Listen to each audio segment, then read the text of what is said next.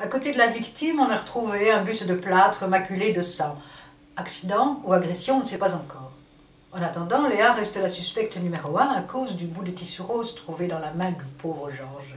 Heureusement, Léa peut produire la ceinture du déshabillé d'Alkman qu'elle a retrouvée roulée en boule au fond du tiroir de sa loge. Mais la police ne l'estime pas tirée d'affaire pour autant. Pierre, absent de son hôtel, n'a pas pu confirmer son alibi.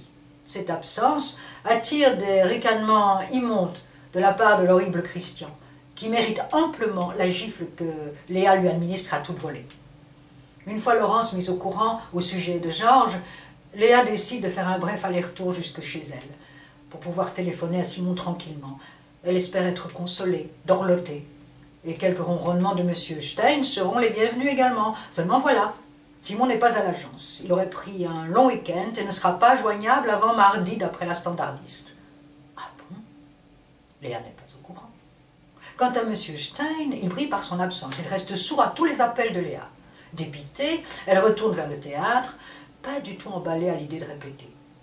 La pauvre Dominique est bien palote, elle ne s'est pas encore remise du choc de ce matin et Thomas, bon prince, permet à Léa de la ramener à son hôtel.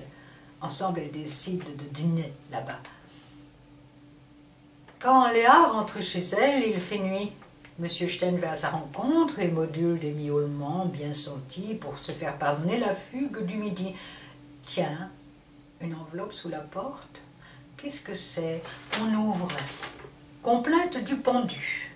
Comme l'a dit le pendu, l'avait la langue bien trop pendue.